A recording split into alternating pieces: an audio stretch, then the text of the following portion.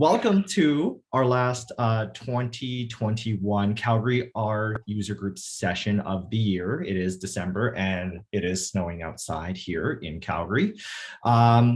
Like to thank everyone today for joining in. Thank you for taking your Wednesday evening for joining us.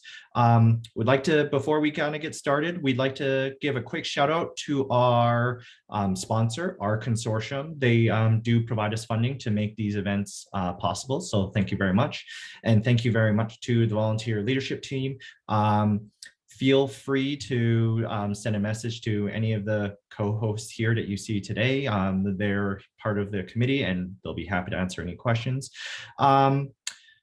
Let's see, before we get to introducing David Shell, I believe you have a request for statistical topics, or at least topics you'd like to ask for in 2022. Can I ask you a little bit more on that? Yeah, I'm not ready, but basically we would like to have some talk using the follow-up data analysis or signal processing, because most of the data we analyzed and presented are based on the cross-sectional data. We really did not utilize the data sequentially measured. So that's some difference. So yeah, please, if you know anyone who has an expert analyzing the sequentially repeated measure or data sequentially collected or signal processing. Yeah, thank you. Thank you, Shell. Yeah, no, that's a one that's of great interest, even at my own company that I work for. It's that sort of time series data is super interesting. Okay, so with that in mind, thank you for the call for topic, Shell. We hope that if you know someone, please feel free to volunteer them for us. Now, without further ado, let's kind of get you started on today's topic, which is an introduction to a Shiny app. David is a PhD candidate here at the U of C in medical science. He's focused a lot of his dissertation work around facial shape variation in mice and humans. And he's used, as this is the Calgary R user group, he's used R a lot for a lot of different topics like measuring color patterns for image data and genomic sequences. So with that, hopefully that introduction was worthy enough. I pasted off the Git repo into the chat if you want to take a look, but without further ado, David, thank you very much and welcome. All right. Thank you for the introduction, and thanks to the Calgary R meetup group for allowing me to present stuff. I've seen a few of the presentations and the standard has been very high by my judgment, and so I hope to keep that standard as high as it's been in the past. John posted the GitHub repo in the chat, and I'm going to get to that. First, I'm going to show some slides, but if you have not opened it up at all, it has some packages that I use for building all the Shiny apps that we'll see today. And it would be great if you want to follow along and actually do this stuff in your own R Studio environment to make sure that you have those packages installed. Okay, so let me start with a few slides.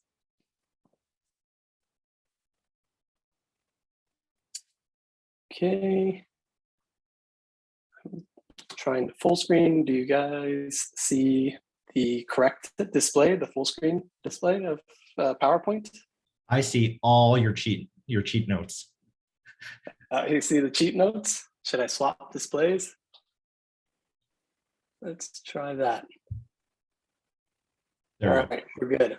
Okay, so yeah, today's workshop is about getting an introduction to the Shiny package in R. A quick introduction to myself and my interests. So I've known about Shiny for 5 or 6 years, although I've only really been writing Shiny apps for that use data for probably like 2 or 3. I've been an R user for a pretty long time at this point, surprisingly long time. Like John said, most of my expertise comes in analysis of 3D shape, and in particular facial shape. And related to that, I am a co-founder at a company called Deep Surface AI here in Calgary. And what we do is basically facial surgery visualization that is data-driven. So, things like using models to predict a nose, or using models to feminize a nose, things like that are based off of real data about how facial shape varies. And we are hiring for a multitude of technical positions related to processing 3D mesh data, software development, and security and privacy. If you're interested in what the company does and you have expertise in those areas, feel free to reach out to me after this talk and we can chat. Okay, so what is Shiny? So Shiny is an R package that makes it pretty simple to build interactive web apps using mostly R code. And interactivity is a really cool concept because it allows people to explore your data. Let me try and run this video. Here's an example of an article that I found was really cool from July or June this year in the Washington Post. They have cool artsy stuff about the difference in hospitalization rates between individuals that are vaccinated and unvaccinated. And as you scroll down that article, you get to this stuff, which is actually an interactive component of it. And so, for instance, in this video, I'm going to my home state of Florida. I'm looking at the data.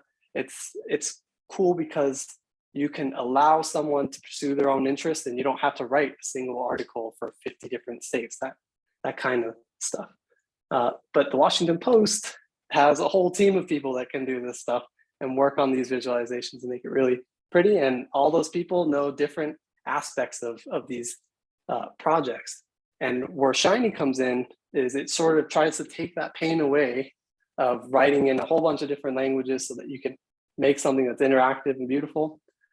And it tries to put the majority of that work in just R. So if you're familiar with R, you are well suited or well positioned to make something interactive for people to use. Okay.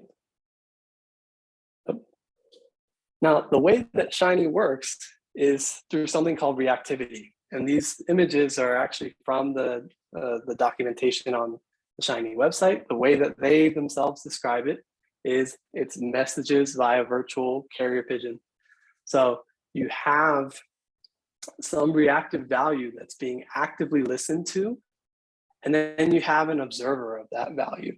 And that observer is programmed to do something with the value. So in this really simple case, you take the value and you print it, right? And when the user changes that reactive value, that's something that is an input that they can interact with. Shiny will send a message, I'm over here. Shiny will send a message to the server that's running the Shiny application, and that will tell the server to rerun whatever it is that the observer is programmed to do and update the values. And that's the basic principle for how Shiny works. It's just a server, another computer that's running this program continuously, and it's actively listening to its inputs so that it can update its outputs in real time. And the way that I'm sort of approaching today's workshop is not really for like, if this is your first day in R. It's possible if this is your first day in R to create a Shiny app and do stuff with it, but it's quite difficult because it's like stacking knowledge on top of knowledge. And so I'm assuming a little bit of working knowledge from R, and hopefully not too much. And so I'm just going to quickly go over 4 ways that I've found like are really crucial differences in writing Shiny code that are different from what it feels like to write R code. And so the first one is the obvious one. You make your inputs dynamic. So if you have a variable like what I have highlighted in red here called food choice, you use this variable to select a row from a data frame. And in R, in order to do something like that, you'd have a hard-coded value, right? So you would say, I want the row that equals, coffee, brewed, tap water, whatever. And when it comes to Shiny, what you're doing is you're replacing those hard-coded values with a user selectable input. So in this case, we're replacing the coffee string with an input that we've called ingredient. And we'll see these examples later and go into more detail. The second big way in which writing Shiny code is different from R is you have to write a user interface. And so the Shiny application or the Shiny library itself has a whole bunch of functions that can help you do this. And that's basically it. Like if we're looking here, I will go into this in more detail, but you're basically writing code that says, I want a responsive web page, something that changes its layout to the width of the current page. I want to give it a title. I want my inputs to be on a side panel, and I want my outputs to be in some main panel. So that's what I mean by a user interface. You sort of pre-specify those things. The third way that Shiny is different from R is you have to define in advance what kind of outputs you expect, right? So if you know that you want to produce a plot or you want to produce a table, you have to write that explicitly as an output. So there's a table and we're going to render that data table, or there's a plot, we're going to render that plot. And the final way in which Shiny is quite different from R, and probably the most important way, is that R, when you run a Shiny application, R actively listens to your inputs. And so what I mean by that is once you've defined a user interface and this server that handles the logic of your application, R is effectively blocked. You'll get this message that says it's listening on a local server if you're actively developing your application, and you can't continue to write R code anymore until you shut that application down. So if you see an error, for instance, like what we're seeing in here, you can't address that until you stop the application. So it's a bit, so debugging problems is quite different from how you would approach it in normal R. Those are like the really high level big differences that I've found in writing Shiny applications. And so with that, I want to introduce the application that we're going to build up to today. So this is the final view of it. We're going to get this, we're going to use this Health Canada nutrient data set to basically select different food items and different quantities of each of these food items and dynamically produce graphs of the macronutrient, vitamin, mineral content, as well as a interactable table of that data set. So this is sort of the end game, but we're going to start way more humble. We're going to start as simple as possible. And the reason that we're going to do that is because well, it's the way that I've organized the workshop, but it's also the way that I try to stay true to the way that I actually write this stuff, because it can be difficult to start writing really complex applications just from the get-go if you're not already familiar with, like super familiar with Shiny. And so you'll see in the GitHub repo that there are 4 folders, I think, that are visible in there. There might be more, but I think there are 4 folders, and they sort of cover the different steps, the layers of complexity that we're going to add onto the Shiny app. The first one is we're going to start by converting an existing analysis into the most bare bones Shiny application. And the reason that I'm doing that is because I want to show how little is different between a normal sort of R script and a bare bones Shiny application. And then from there, we're going to think a little bit more in the Shiny mindset, because the first example is going to be pretty poorly coded. So we're going to start thinking about how Shiny wants us to design the application to build like good performance. The third one is the third folder. We're going to actually start looking at the Shiny application and styling it with some of the different libraries that are out there. That includes changing the layout of the application as well as changing the look of it. And the fourth one is sharing your work. So I'm going to show a basic deployment to this website called shinyapps.io. And if you're following along, you could probably deploy it today too. You just need to create your own account at that website and follow the instructions for linking it up with your RStudio session. I think that is pretty much all I wanted to show. So let me stop sharing and close out of it. And then I'm going to, where's Zoom? Okay. Are there any questions so far? So I'm perfectly happy to be interrupted as we go through everything today. I think I'm gonna share this desktop. Okay, so first things first. That is weirdly formatted, but okay. Can everyone see my screen? This is the GitHub repo. If you want to follow along, like by actually running the applications yourself, zoom in more. Okay. You can download this repo by first going to the web page, which is posted in the chat earlier, and then clicking code and downloading this zip file. You unzip it, and then you can see the folder structure that you'll see here.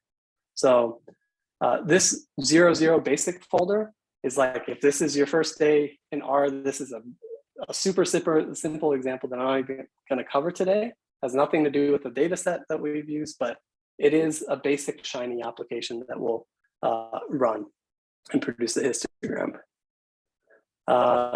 Okay, so let me switch to the very first thing we're going to talk about, which is the R notebook. So the way that I would start writing a Shiny application is by designing the analysis in just normal R. All right, and so here's exactly how I would work through a data set. So let's see, I'm loading my libraries, I'm loading my data. So if you're unfamiliar with this load command and these R data objects, these are ways, it is a way of storing multiple, multiple R objects into one big R object. It loads way faster than loading individual CSVs and stuff like that. I first started by sort of exploring the data sets, like what is CA food group? What is the food name data frame and what's in there? Things like that. And then I actually get to working with the data. So the first question that I set out to answer is, what does my daily coffee look like in terms of macronutrient profile? And so I knew, I looked in this food choice data set, I found a coffee entry that I wanted to select. I found an amount that I wanted to select. And then I used some tidyverse style filtering to select particular values from this data set. I don't think the details are super important, but what we get out of the end of that is basically the nutrient, this kind of messy, but the daily values, the ID, its group, nutrient name, the value, and then the scaled daily recommended value, which is a percentage. And then from there, so this is a sort of data table that you could want to visualize in a Shiny application, for instance. And then we have a plot that you could visualize. So this is, sorry, let me scroll back up here. Just ggplot code that basically takes this data frame that we've generated and plots it out just by, I think this is just the macros. Yeah, down here. And so if you're unfamiliar with ggplot, or not ggplot, with Plotly, so that is a plotting package that can take something like a ggplot, or you can make graphs directly in it. And it is an interactive plot. So you can actually like select elements and zoom in and do fancy stuff. It's really common to use in Shiny applications, which are also interactive. Again, there's what does my mineral intake look like? So this is just splitting off the big data frame that we generated and only to mineral content and producing the same data. So this is a sort of example that I would start with before going in and trying to write this as a Shiny application. Okay. Now, how do we go from this, our notebook style thing, to an actual Shiny application? Let me zoom in a bunch. Is that visible to everyone? Yeah, okay. So. And while David's taking a sip of water, if you happen to have any questions, but you are a little bit shy, please throw into chat and I'll try to interrupt David throughout. Or if you would like to ask your question verbally, on the bottom of the Zoom chat or the Zoom portrait windows, there's a reactions button. Just raise up your hand and we'll point you out at the next best opportunity. So thanks. Okay.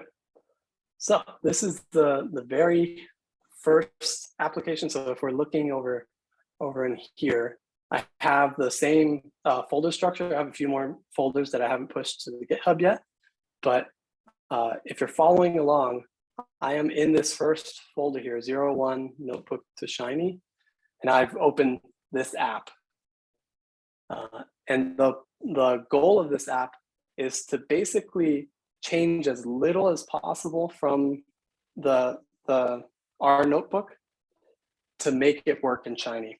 And so what are the differences? So we've already talked a little bit about this. So first, we're loading the libraries just like we would in Notebook. We're loading our data set. And we've talked about the need to write a UI, right? So here it is again. Fluid page, which wraps the entire UI call, is basically a command that says, I want, when you actually generate the web page for the Shiny app, I want it to be fluid or responsive to changes in the width of the window. So it could even scale down to something like a phone size width, as we will see soon. Title panel, just like it sounds, it produces a title. Sidebar layout, sidebar panel, these are elements to put things off to the side. And so what I'm putting off to the side are two inputs. The first input is I'm calling ingredient. This is what will show up in the app. It'll say which item. And basically what I'm feeding into it for the choices are all of the different food names that are in that data frame. So now, and you'll see this when we load up the application, it's a gigantic list that you can actually search through and select a food item to do whatever it is that we want to do. And then here I've said, I only want to be able to select one thing at a time, multiple equals false. The second input is for the amount of the selected ingredient. And so this is a slider. So it's going to be a range slider, as we'll see, sorry, that you can sort of drag and drop. And I'm calling it amount. I'm saying that there's a minimum value of 2, a maximum value of 500. For the scale, for the bar, I want the steps, the ticks to be in increments of 20, and I want the initial value to be 250. Then we have our outputs in the main panel. So here we're saying we want to create a data table and we want to call it nutrient table. We want to create a plotly plot and we want to call it nutrient plot. Okay, and that's pretty much it for our UI. So if you just run only this section, which you don't have to do, I have to actually load up the library. Oh, it doesn't like me. It doesn't know where I am. That's okay. Okay. But if you were to run this and actually ask what is UI in this window here in the console, the output of this is actually just like a web page. So what R is doing, or what Shiny is doing rather, is taking these R functions and converting them into HTML for you, which is very, very neat to see. Now, the second component of this, so this is just what the thing is going to look like. The second component of this lays out our logic. So that's the, from the inputs, what are we going to make? And so we know already that we want to make an output that is called nutrient table. And we want to render a data table. So this is a function for generating a reactive output in Shiny. And this is all that changes from like what I showed in my slide. This is all that needs to change between our R notebook and our Shiny application, where we originally hard-coded coffee, 250 milliliters. We now just change that to these inputs. So the input that we called ingredient and the input that we've called amount. And then all of the code is the same.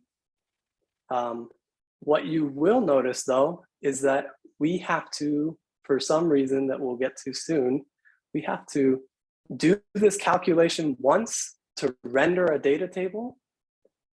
And if I collapse that, we actually have to repeat this calculation a second time to render plotly. So they don't, even though they're both listening to the same input, because they're different outputs, they have to be dealt with separately. And so this is a really naive way of dealing with it. It doubles up the number of calculations that we have to do, but it is the simplest. Okay, and that's basically it. It's just the user interface, our server, which is our logic for generating our table and our plot. And with that, we can run the application just by clicking this button up here. And so from RStudio, you can actually choose to run it in several ways. You can run it in a separate window. You can run it in a web browser. I'm going to run it in the viewer pane so that I have everything in one spot. Okay. And so here's what it looks like. All right, we have a very simple application where we can actually change this. And so R is doing, and in particular Shiny is doing a lot of the work for us, lots of little fancy things. So we can actually go and scroll through this gigantic list that's generated from our database, for instance, and we can select the dish. And when we do that, let me try and change this or zoom out a little bit. Can I zoom out? Let's see.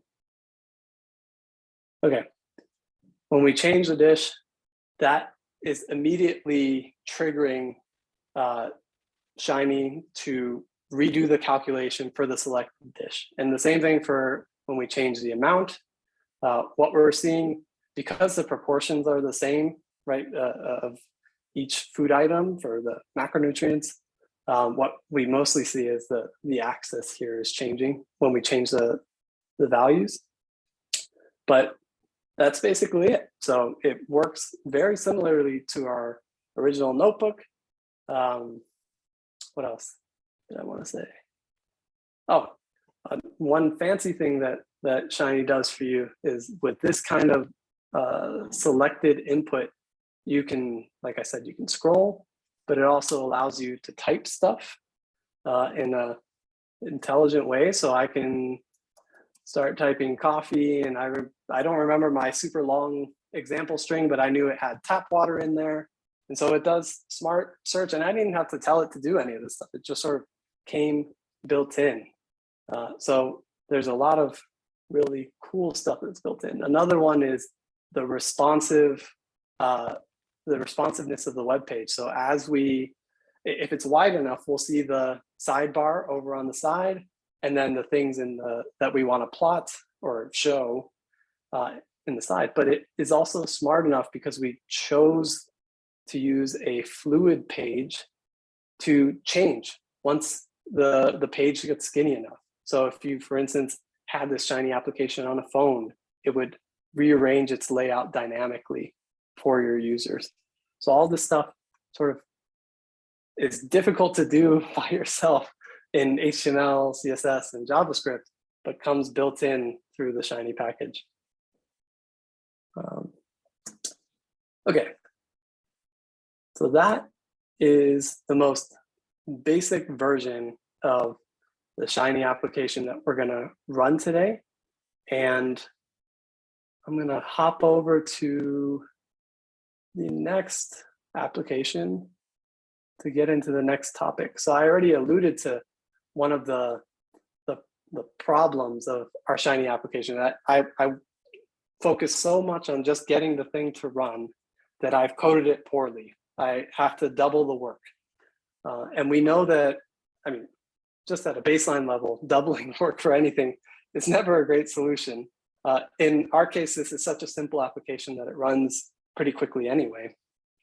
But what I wanted to introduce is profiling code. Okay.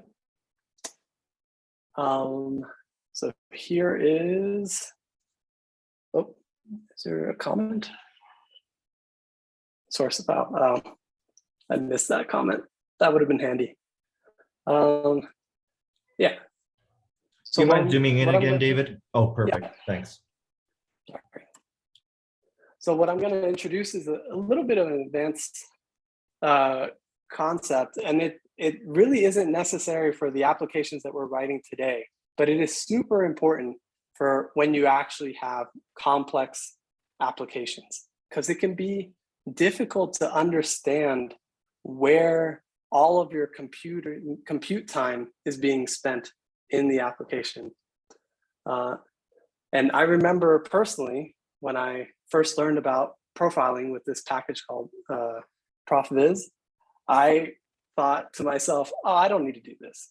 I'm like, I have tons of experience in R. I'm super smart. I wrote my code in such an intelligent way. Why would I ever do something like this? And then I profiled my code and I realized that I am not smart at all. And I spent half of my time doing complex calculations and the other half copying data frames that I didn't even know I was doing. And so that's the advantage of profiling your code.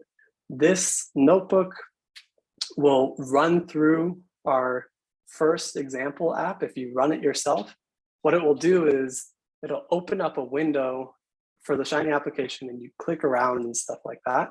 And once you close your window, it will show you where well, I can show you an example. It will bring up something that's a little bit complicated, but this view here shows you how much time was spent doing calculations in for like the whole session that you recorded.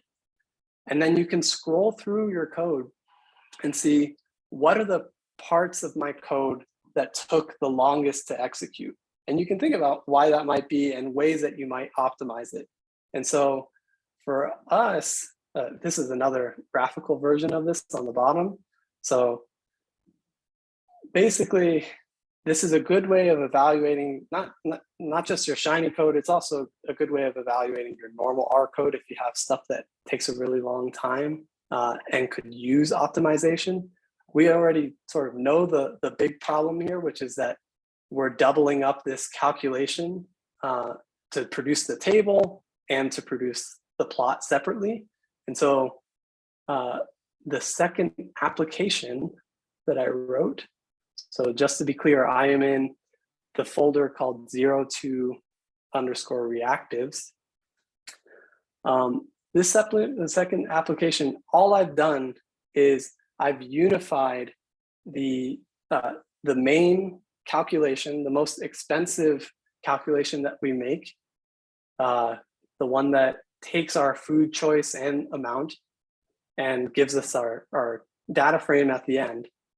I've basically unified it into something called a reactive. So up here, you can see I've wrapped all of this code that does stuff into something called a reactive. And what a reactive does is it will take those inputs and produce whatever code that you want to apply, and it'll save that value. And you can call that value in different outputs. And so we can look at this very quickly here. So I've collapsed our reactive. It's the same code that we've been using to just index our database when food is selected. But now when we want to, when we want to produce our table, instead of doing all that calculation again, we just have to call this value. We have to call the value of this reactive. And so it's a function that we've called nutrient reactive. And if we go and look at the code for our plot, it's the same thing. So now, instead of doing all those calculations a second time, we've coalesced them into one, and we just call that value and save it to a variable name. And then we make our plot from there. So reactive expressions in Shiny are a way of coalescing expensive computations that you can use to generate multiple outputs. And they're extraordinarily valuable. And this is the simplest version of this. So if we run our application, it basically looks exactly the same, but now under the hood, we know that we're not doubling up that calculation. And I've left, I think, everything the same, except I've added this button. So this button, if we go back here, let's open up this reactive. In this application on line 37, I've actually commented out another version of this reactive expression. So let's comment out our original reactive. So we've seen what a reactive does, which is it just holds one value. An event reactive waits on some event before it updates itself. And this can be anything that you specify, right? So here, if we go back to our UI, I've added a new input called the button, and I've named it update calculation. And so this is another way of controlling the flow of information in your application. So if we run it now, I think nothing should run. Yeah, exactly. We don't even get that initial plot until we decide to hit the update nutrients button. So when you have really expensive calculations, like oftentimes I have a Shiny application that does some genomic stuff. If someone drags a bar, I don't want that to trigger a 30-second long wait time just because they accidentally click somewhere on the bar. And so I use event reactives to make it so that when you want to update, you can just put all the settings as you want them and then explicitly hit the update button and watch that update.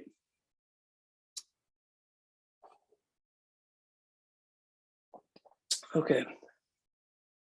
And that's pretty much all I wanted to say about reactives. They can get way more complicated, but I don't think that this is the venue to get into like super complicated reactive stuff. Okay. Does anyone have questions about what we've gone over so far? Does it seem like Shiny is pretty similar to R so far, not too different?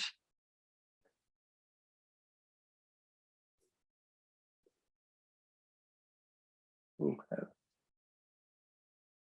All right, so we've gone over just basically generating a Shiny application, coalescing calculations into reactives, and then we're going to get into styling really quick. So I have a few examples. The first thing that I wanted to start out with is an expanded, a slightly more complex version of our application, just to sort of motivate why you want to style stuff, just apart from the fun of making things look different. So we now have our code. It has this reactive. So every time we change the value, it only has to do one calculation. And I've slightly complicated this application because up until now, the units were arbitrary. And so you never knew the actual units that you were selecting. So we're in folder 3 now. And so this is the just app.r from folder 3 that we're looking at. But what we've seen is as we've expanded the number of plots, I've sort of broken out into a macronutrient plot, a vitamin plot, and a mineral plot, it's starting to get a little bit janky and ugly. And so we can use a better coordinated layout. And we can do that in several ways. So the first one that I want to highlight is, I'm going to close this and I'm going to open app_bslib. And so I have 2 example styling applications to go over, and they do different permutations of packages. They use different permutations of packages.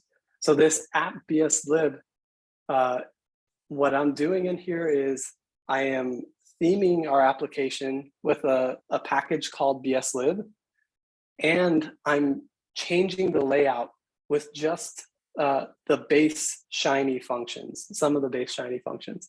And so I'll just go over the way the UI is different now. So instead of a sidebar panel where our inputs live, I now have a horizontal row. It's all the same inputs that we've seen before, but they're arranged into columns of equal width, and we'll see this in a second. And then below that, I've now explicitly arranged 2 columns for our outputs, just side by side. And this is all, the column function comes from Shiny itself.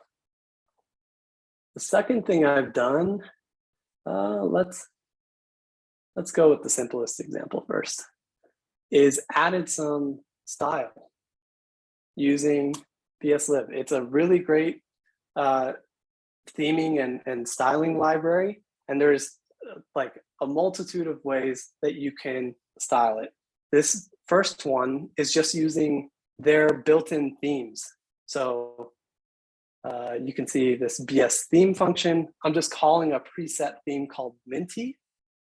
And to apply that theme to our page, we just add it to our UI. It's a 1-line change. And then we can run our application with this Minty theme. Okay. So now we can see this completely different arrangement of our inputs. They're now, like I said, in this horizontal row. And all of that, the differences in color, which is really just the green and the accents green and pink, are generated from this bslib 1-line call for a preset theme. And they have tons of presets that you can look up for yourself in their documentation. But if you want to get fancier, you yourself can specify to a very granular degree how you want the page to be styled. So you can set the background color, which is black in this case, the foreground color, which is white, and then primary, secondary, all of these different potential features from a Shiny application, from the UI, can be given different colors. And so this is what BSLib, like a custom themed BSLib application, can look like. Oh, I forgot that we've also changed the font to something that is very difficult to read. And so again, super simple. You don't have to know HTML or CSS for yourself. This library can basically handle the styling for you. There is a downside to this, which is that you have to know your ggplot theming. Yeah. Should they have changed with BSLib? I don't actually know if they should have changed with BSLib. I was just about to say that you have to, thematic, okay. So maybe the thematic package can change these plots for you, or you can change them yourself in your ggplot commands. Yep. And so that's, pretty simple theming tool, but BSLib can get extraordinarily complex and fancy. So I've found all of these examples from a book that is linked in the GitHub documentation. Here's a version of theming that actually makes this application look like Windows 98. So you can get absolutely crazy with it. Like your imagination is just the only thing that limits how beautiful or ugly your application can get. And so that is BSLib and just base Shiny for layout. And now I'm going to move over to another version of our application. So here's one that is more similar to the way I've written my Shiny applications in the past. It is with a package called Shiny Dashboard. So Shiny Dashboard handles layout stuff for you, and it generates these dashboards that are super popular currently. And if we scroll down, we can kind of see where we're heading. So our UI command now consists of, instead of this fluid page like we've been using with base Shiny, it now consists of this function called dashboard page. And it has a header that we've specified, a sidebar that we've specified, and a body. Okay, and so we can see the header here. I just used a blank header.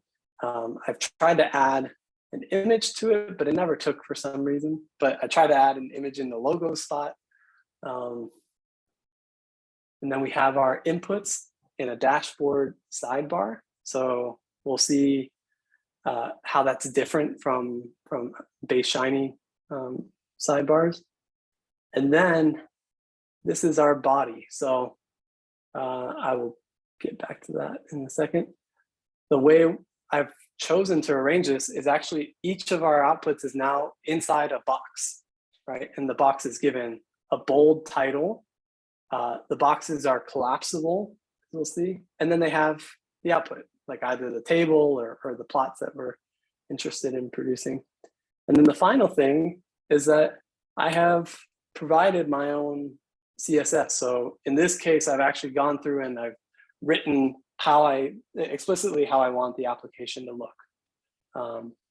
And so I have in the GitHub documentation, I show how I do this, which is a very painstaking process of looking at this in the browser and seeing what things are called and changing the values. And what we get at the end of this is, that shouldn't be that color, but okay, it is. We get a sidebar or a dashboard. Here, let's expand it a bit.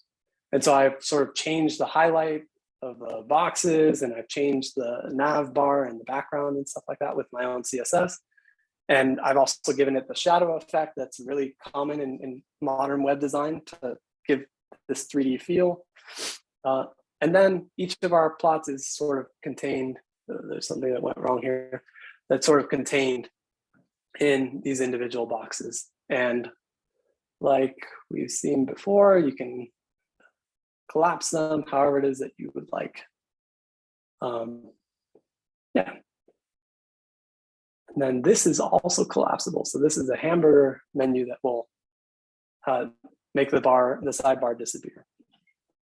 Right. So these are just a few of the ways that you can go about changing the look and the layout of your Shiny application. There's libraries that I didn't even mention. Oh, someone said nice drop shout out.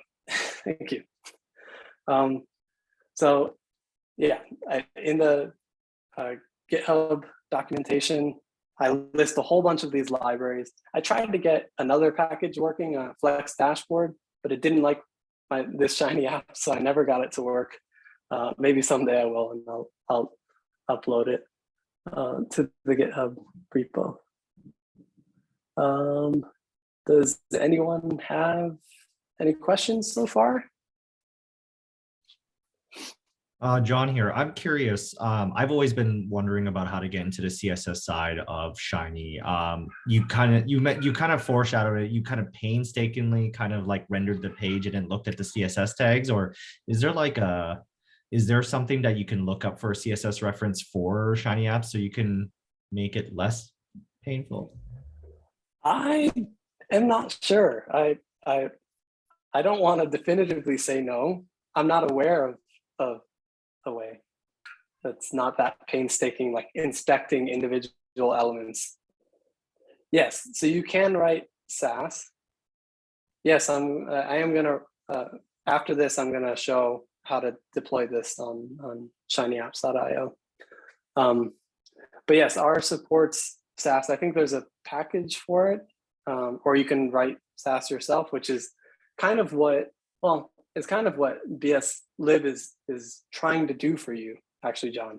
So it's trying to set these variables for styling without you having to go and look at what the actual element is called.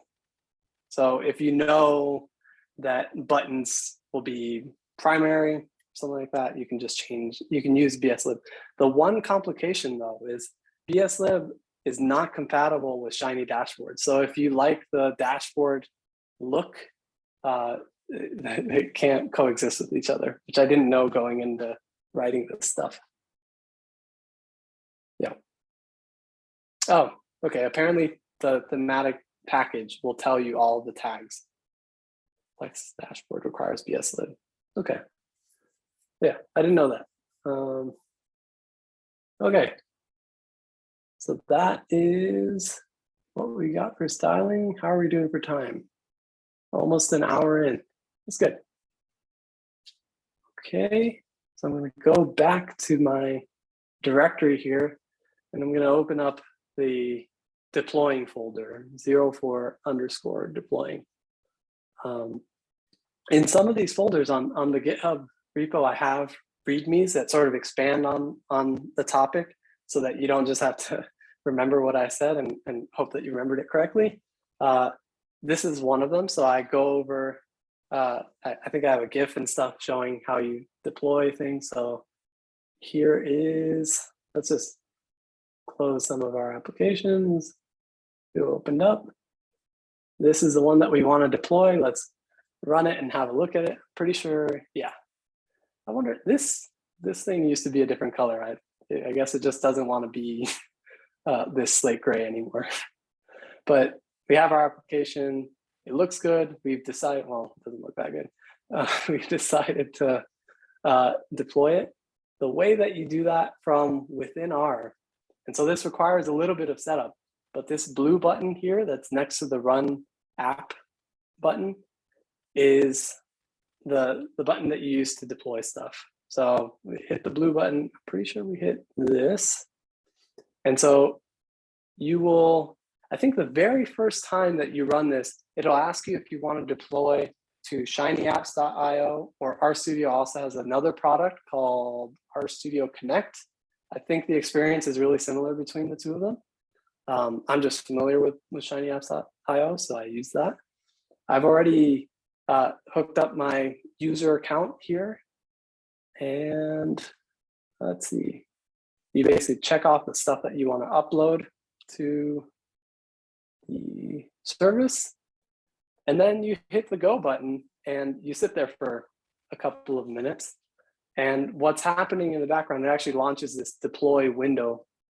What's happening in the background is RStudio is basically doing all of the hard work of making a virtual machine for you. And it's looking at your code and seeing which libraries you call, and it's installing those packages for you, which for my purposes, it's never failed to do that, which I think is extremely impressive. And then it's taking the data that I've uploaded, so our data frame, and the CSS file and all of that stuff, and it's building our application. And once it's done, which for this application, it usually takes a couple of minutes, it will launch and we can see it on a live website. At this point, is it making the virtual machine from your GitHub repo? It's making it from my local files. There are probably ways with like GitHub Actions or something like that to make it sync with a GitHub repo, so that when you push to GitHub repo, it like triggers a redeployment of your application, but I'm not 100% sure. But all of this stuff, I mean, you could do manually. Like you could go into something like Amazon Web Services and make your own virtual machine and upload you would have to build a Shiny server and upload your files there. But this really takes a lot of the pain out of the experience of getting stuff on a website for other people to see. The shinyapps.io has a free tier, which I think is pretty generous. Like this application will run on there under the free tier, no problem. If you have higher needs, you can pay to basically have better support, and I think you can unlock all sorts of fancy stuff if you want to pay into this service. There's lots of discussion. So doing it with Azure, yep. RStudio Connect ecosystem. If you want to deploy from Git, you can read up on Git back deployments. Okay, yeah. So RStudio Connect, I think, is newer than shinyapps.io, and it does a little bit more. So it'll host and run your Shiny apps. It also, I think, can host our notebooks and stuff like that. I think they have support for Python if you're into writing Python. All sorts of fancier, newer stuff. And if you were interested in something like rolling your own deployment, for instance, on Azure or on, it's done, or on Amazon Web Services, in the GitHub repo, I actually have an example of using Docker to build a Shiny server for all of the applications that we run today. So if you know about Docker and you're familiar with it, you can try it and build a Shiny server version of the repo. But yeah, here it is. So after like 3 or 4 minutes, we have successfully launched our application on an actual website. And it actually is styled correctly. I don't know why it's styled well here and why it wasn't styled well elsewhere, but that's okay. And so our application works pretty similarly to what we had locally, right? And all of that with just a few clicks of a button. So I'm personally really impressed with the tools that RStudio offers for this stuff.